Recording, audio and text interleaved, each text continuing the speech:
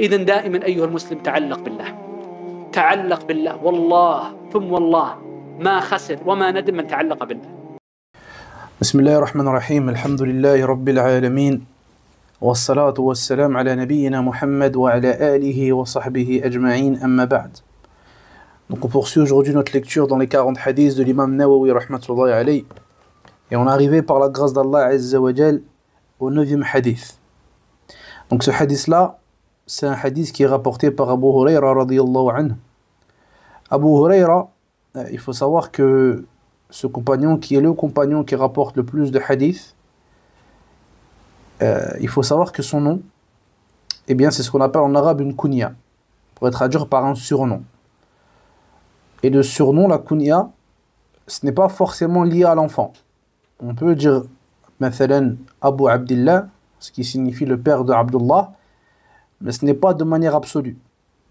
Quand une personne est proche d'une chose et accrochée à une chose, alors on pourra le nommer avec une kunya par rapport à cette chose-là. Et là on rapporte justement qu'Abu Hurayra radiyallahu anhu, il a été nommé comme cela car il avait toujours un petit chaton avec lui. Jusqu'à ce qu'on rapporte dans certaines versions qu'il avait un petit chaton qui traînait dans la manche de ses vêtements. Et Hurayra ici, à la base on dit en arabe el-hirra, le petit chat, et Hurayra, enfin, c'est le chat plutôt, et Hurayra c'est le petit chat. Donc c'est ici ce qu'on appelle ismu tasghir. Et son surnom, radiyallahu anhu, il a pris le dessus, jusqu'à ce qu'il y ait une grande divergence chez les gens de science, à savoir quel est son vrai nom. Et si on est arrivé jusqu'à plus de 30 paroles, 30 avis concernant le nom d'Abu Hurayra. Et ce qui est retenu chez beaucoup de savants et aussi chez l'imam al-Nawawi rahimahullah, c'est que ce qu'on va retenir, c'est Abdurrahman ibn Sakht radiyallahu anhu. Donc Abu Hurayra, il a une place très importante en islam. Et on verra, et on a vu aussi, qu'en tout lieu, en toute époque, à chaque fois que les ennemis de l'islam ils ont voulu s'attaquer à cette noble religion, en voulant critiquer la sunna ou autre, eh bien ils sont passés par Abu Hurayra. Pourquoi?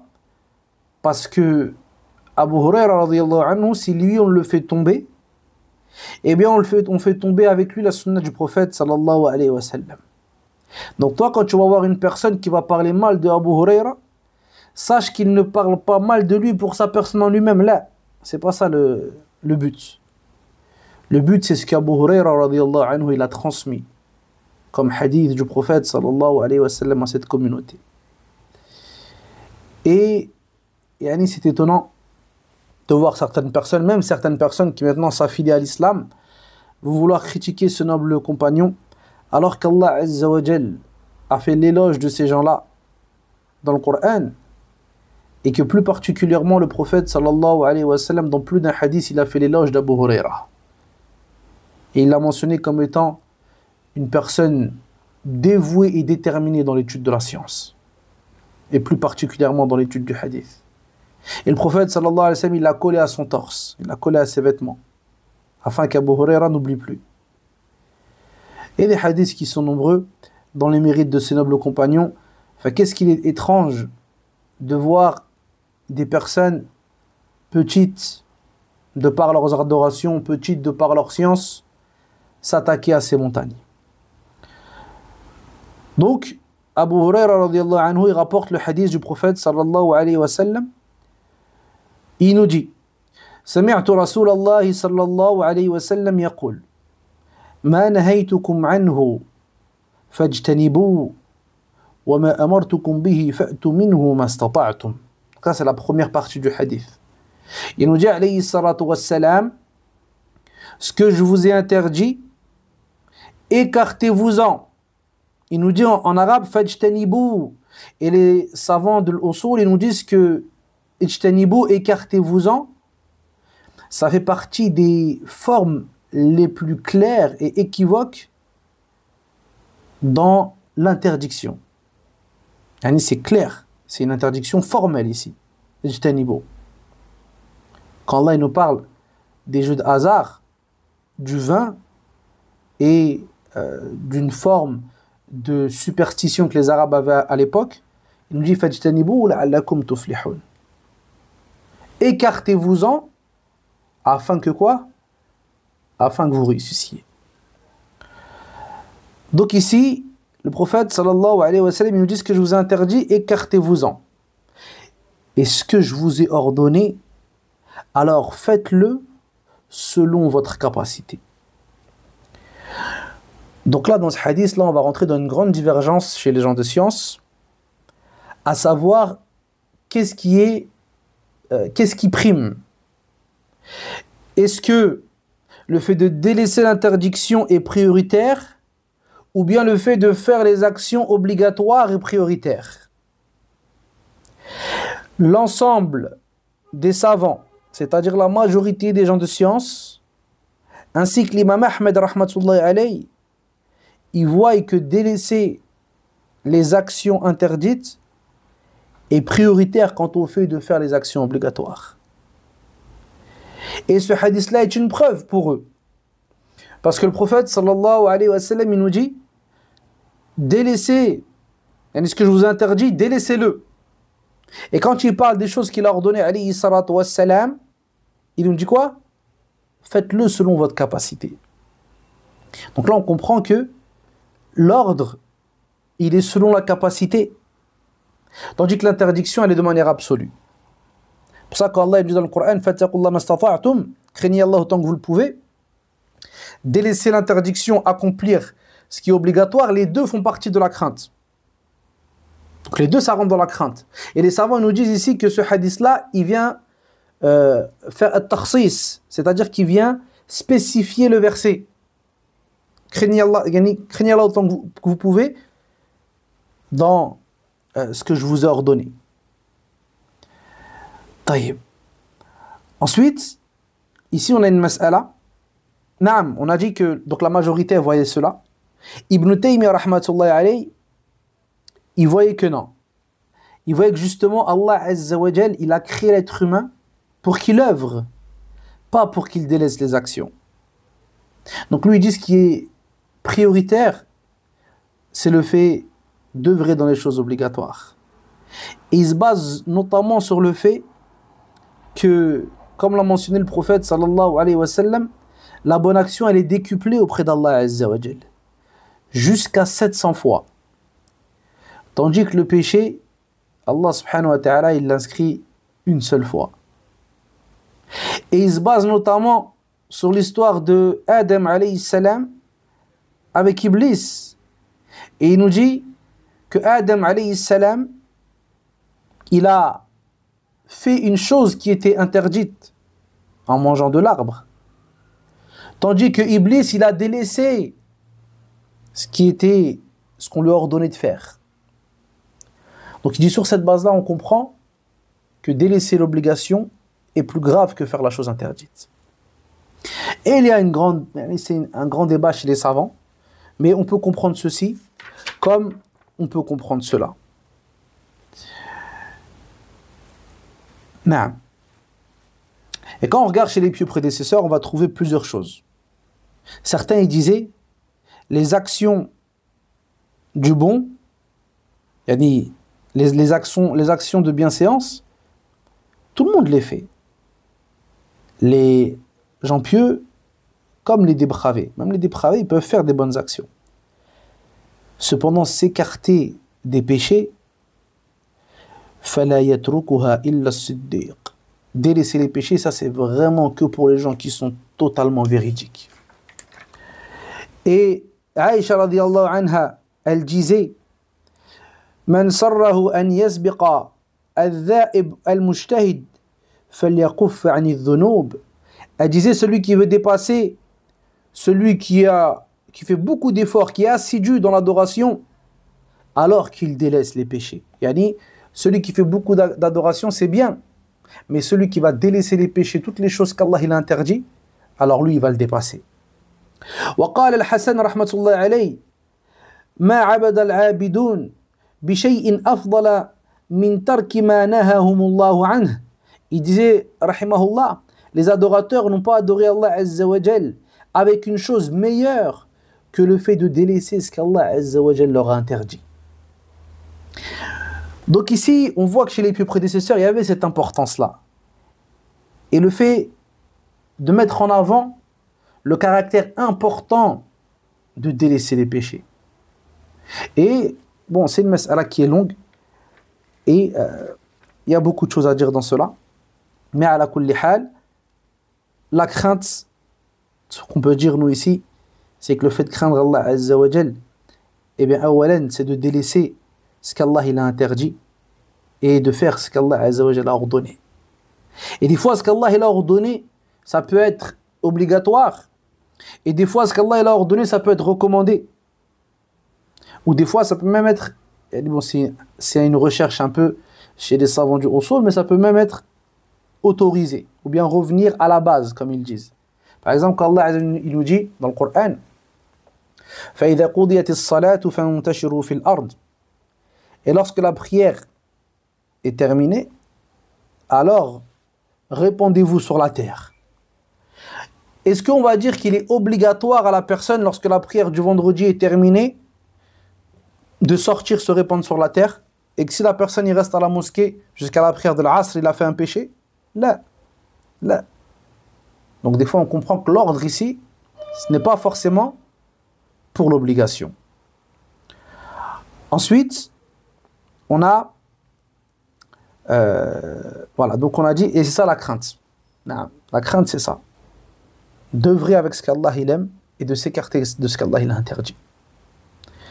Ensuite, le prophète sallallahu alayhi wa sallam, il finit ce texte, il finit le hadith en nous disant فَإِنَّمَا أَهْلَكَ الَّذِينَ مِنْ قَبْلِكُمْ كَثْرَةُ مَسَائِلِهِمْ وَاخْتِلَافُهُمْ عَلَى أَنْبِيَائِهِمْ. Donc, ceux qui étaient avant nous, ils ont péri à cause de quoi? À cause du grand nombre de questions qu'ils posaient. Ils posaient beaucoup de questions. Et à cause de quoi? À cause de leur divergence avec leurs prophètes. Et là, quand on médite un peu, on va voir que chez les compagnons, radiyallahu anhum, ce n'était pas une chose qui était répandue. Dans le sens où ils ne posaient pas beaucoup de questions bêtes et stupides au prophète, alayhi salatu wassalam. Jusqu'à ce qu'on rapporte d'eux qu'ils étaient heureux quand un homme doué de raison venait de la campagne. Un bédouin, on dit de la campagne, c'était plutôt des contrées reculées, afin de poser des questions au prophète, alayhi salatu wassalam, et eux, ils profitaient. Donc, la question et le fait de questionner, lorsqu'il y a dans cela un bien, un profit, alors bien sûr qu'il n'y a pas de mal dedans. Mais le fait d'abuser dans ces choses-là, de dépasser les limites, ou bien de poser des questions, les ta'jiz, afin de tester les gens, voir est-ce que lui, il est capable de répondre ou pas. Alors tout ça, ça rentre dans les choses qu'Allah Azza wa Jalla a interdit. Et là, on rapporte qu'un homme, il a demandé à Ibn Umar. Ibn Rajab va nous mentionner plusieurs textes ici qui tournent autour de cela. Donc un homme, il a demandé à Ibn Umar concernant la pierre noire. Ibn Umar, il a dit quoi? رأيت النبي صلى الله عليه وسلم يستلمه ويقبله. Donc j'ai vu le prophète sallallahu alayhi wa sallam qui touchait la pierre noire et qui l'embrassait. Et l'homme, il a dit, et si si par exemple il y a des gens qui prennent le dessus sur moi, qui vont devant moi, moi j'arrive pas, ou bien sinon s'il y a entre guillemets de l'embouteillage, il a dit ara'ayt ara'ayt, et Ibn Umar il lui a répondu, il lui a dit ij'al ara'ayt bil yamin, ra'aytu an-nabi sallallahu alayhi wa sallam yastalimuhu wa yuqabbiluhu. Il a dit, prends ton et si, ou bien imagine, mais de l'autre côté, j'ai vu le prophète sallallahu alayhi wa sallam faire ceci, faire cela. Donc des fois, il lui dit que les questions, on appelle ça des questions iftiradiyya, c'est-à-dire en gros, et si cela, et si cela. Ils imaginent des choses qui vont peut-être arriver, mais qui ne sont pas arrivées. Donc des fois, les salafs, quand on va regarder chez eux, ils n'aimaient pas cela. Après, il y a une différence entre les questions qui sont loin d'arriver dans notre quotidien, et les questions que on a de grandes présomptions qui peuvent arriver même si elles ne sont pas encore arrivées. Alors là, ce sera différent. Et c'est pour ça que dans les livres de fiqh, on voit que les fuqaha, ils traitent des questions qui n'étaient pas présentes à leur époque. Mais comme ils avaient une forte présomption de la probabilité que cette question-là puisse arriver, alors ils la traitaient. Non. Donc on va trouver aussi Zayd ibn Thabit, radiyallahu anhu, lorsqu'on lui posait la question par rapport à cela, on lui disait, imagine s'il y a ça. Il disait quoi? Délaisse-le jusqu'à ce qu'il arrive. Et Masrouq, il a demandé à Ubay ibn Ka'b, il lui a dit, Ubay ibn Ka'b, il a répondu, il a dit, est-ce que cette chose allait arriver? Et kana ba'd. Masrouq, il a dit, non, pas encore. Il a dit, alors laisse-nous tranquille, hatta yakun, fa idha kana, ijtahadna laka ra'yana. Et si cette chose elle arrive, eh bien là on fera des efforts et on t'expliquera notre avis dans cela.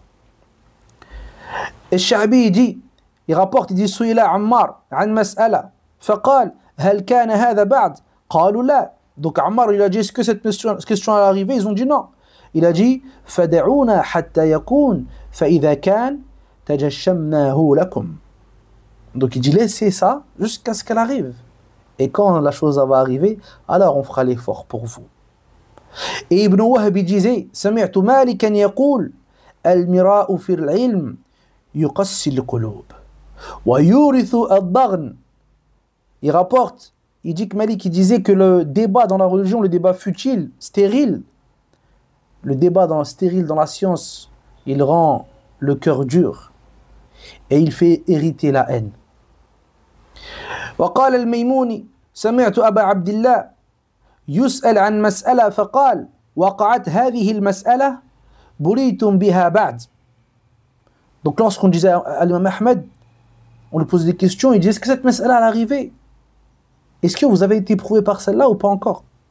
Donc eux, ils avaient cette importance de faire attention à ces choses-là et de traiter les sujets comme il se doit. Donc, quand on regarde un peu chez Banu Israël, on voit justement qu'ils avaient ces caractéristiques-là.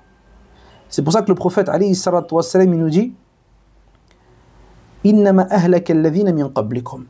C'est-à-dire les communautés avant, et sont visés particulièrement les juifs et les chrétiens, et plus particulièrement encore les juifs.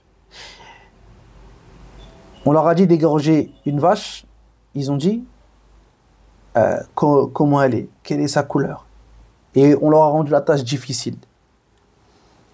Jusqu'à ce que ce soit une vache comme ci, comme ça. Alors que, quand on regarde de l'autre côté, Ibrahim alayhi salam, il avait un rêve qu'il devait égorger son fils. Il n'a pas discuté, il a pris son fils. Et Abunay inni ara fil manami anni athbahuk. Je vois un rêve que je dois t'égorger. On regarde la soumission totale et, comme il dit, alayhi salatu wassalam, ikhtilafuhum ala anbiya'ihim. Et le fait que ces gens-là divergent avec leur prophète. Ici, on va finir sur ça, Inch'Allah, il y a une petite mas'ala nahwiya qui a un impact. Ici, le prophète, il nous dit kathratu masailihim, beaucoup de questions. Wa ikhtilafuhum ala anbiya'ihim. Et on peut dire wa ikhtilafihim ala anbiya'ihim. Mais ici, si on dit ikhtilafuhum avec la dhamma, ça a un sens. Et si on dit واختلافهم على أنبيائهم avec la kasra dans ikhtilaf, eh bien ça a un sens aussi. Et les savants comme An-Nawawi disent que le sens le plus correct c'est واختلافهم على أنبيائهم. Parce que si on dit كثرة مسائلهم واختلافهم على أنبيائهم, ça voudrait dire que ce qui les a détruits, ça a été le grand nombre de questions et le grand nombre d'oppositions à leurs prophètes.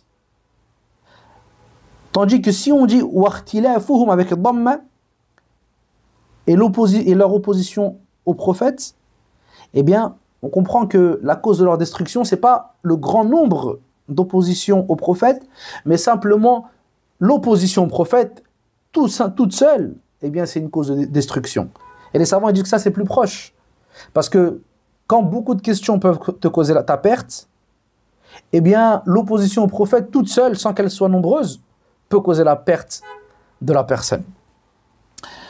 Donc, on finit ça, bi'idhnillah, par la grâce d'Allah Azza wa Jal. On passera au prochain hadith la semaine prochaine. فنسأل الله عز وجل أن يوفقنا جميعا لما يحب ويرضى. سبحانك اللهم وبحمدك أشهد أن لا إله إلا أنت أستغفرك وأتوب إليك وصلى الله وسلم على نبينا محمد وعلى آله وصحبه أجمعين والحمد لله رب العالمين.